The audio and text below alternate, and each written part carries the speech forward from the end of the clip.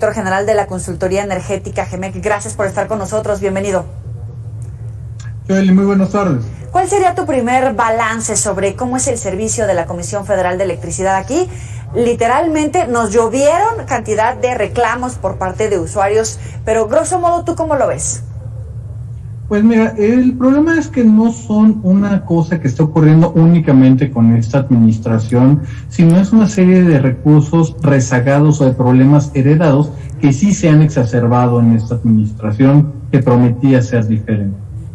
El primero, sí, tenemos mucha infraestructura que necesita una renovación, modernización y expansión.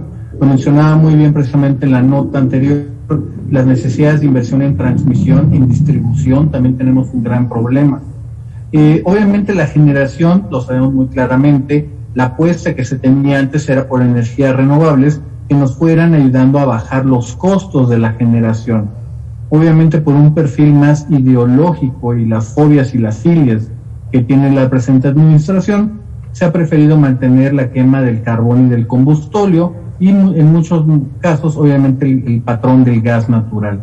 Obviamente esto nos alcanza apenas para tener la suficiente en electricidad al día de hoy, pero hemos visto sobre todo en cosas ahora que ha habido estos grandes fenómenos meteorológicos, las lluvias que han derivado en inundaciones, que también nuestra infraestructura es altamente vulnerable.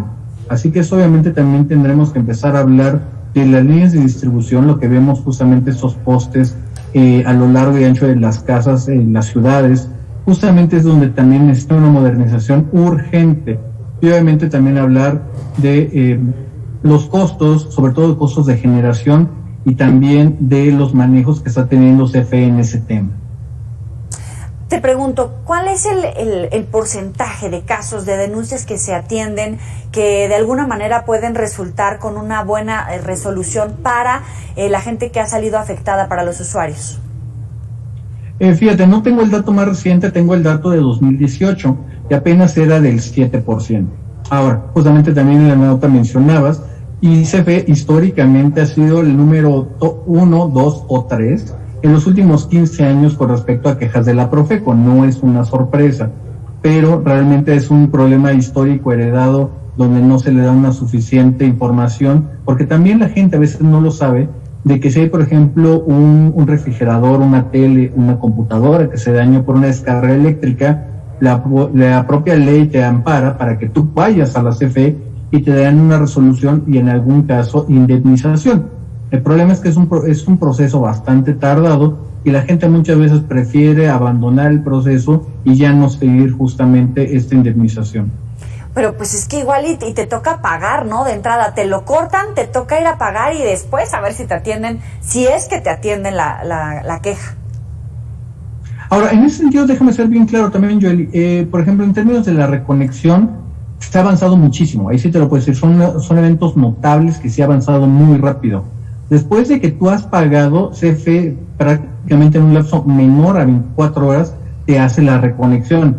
Obviamente aquí ya no entremos al tema de que si te están haciendo un cobro excesivo o no, una cosa de la cual abundaste muy bien en el reportaje previo, pero una vez que has pagado ya puedes justamente reintegrarte muy rápido al sistema. En este reportaje recuperamos una respuesta de la Comisión Federal de Electricidad, de Bartlett, diciendo es responsabilidad de la Comisión Reguladora de Energía. ¿Es así? Fíjate, Bartlett nos miente con la verdad, porque antes de la reforma energética era la propia Secretaría de Hacienda la que determinaba las tarifas eléctricas.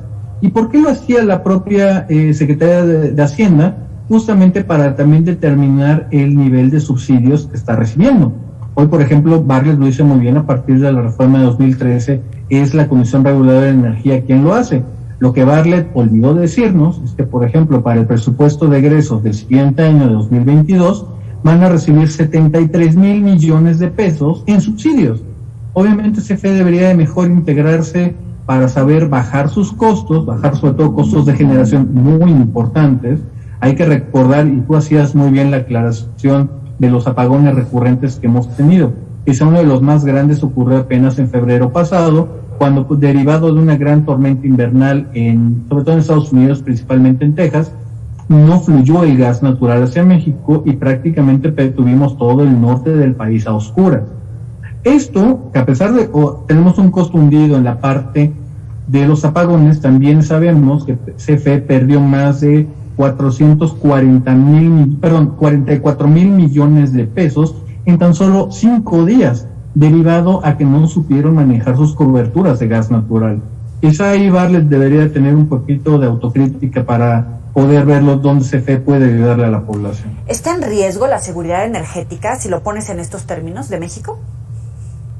Totalmente. Mientras México no tenga una estrategia integrada de producción nacional de gas natural y sobre todo de almacenamiento de hidrocarburos, llámese gasolina, diésel, gas natural e incluso electricidad, por desgracia México sigue altamente vulnerable a diversos factores externos, llámese una inundación, llámese una nevada, llámese incluso ahora también, como lo hemos visto, las inundaciones tan profundas en el altiplano mexicano. ¿Qué tanto se requiere en inversión y qué tanto se puede recuperar o lograr esta estabilidad cuando tenemos pasivos, cuando tenemos pensiones, por ejemplo, millonarias por parte de la CFE? Es una cosa que tiene que ser integrada, sobre todo en forma conjunta con el sector privado. Ciertamente el gobierno mexicano no tiene la capacidad para hacer estas grandísimas cuestiones y cuantiosas inversiones. Estamos hablando en total, para tener una verdadera seguridad energética, de poco más de 14 mil millones de dólares. Ni Pemex ni CFE tiene la capacidad para poder hacer todo eso.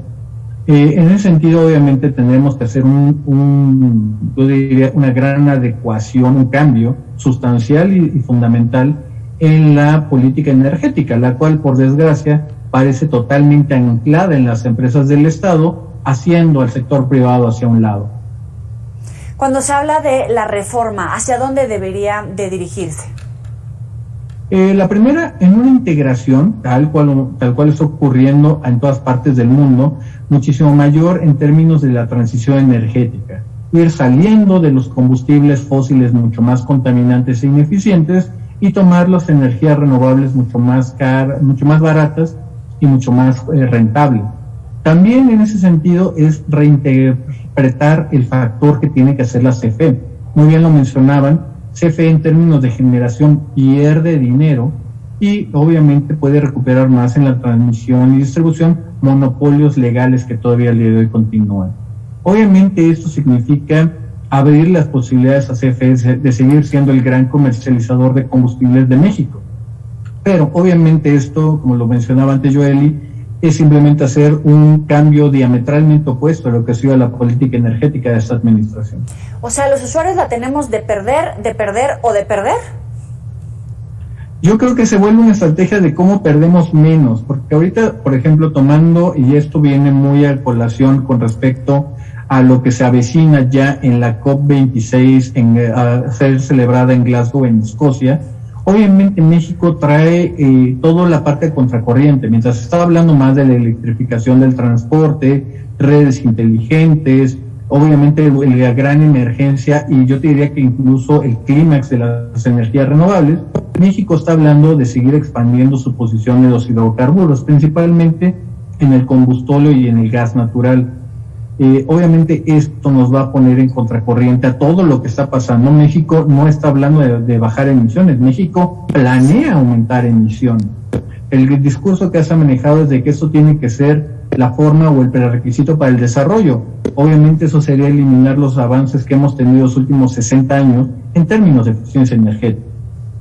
Gonzalo Monroy, gracias por estos minutos. Se está haciendo tarde, se anocheció en tu coche, perdimos la luz hablando justamente de esta información. Gracias, Gonzalo.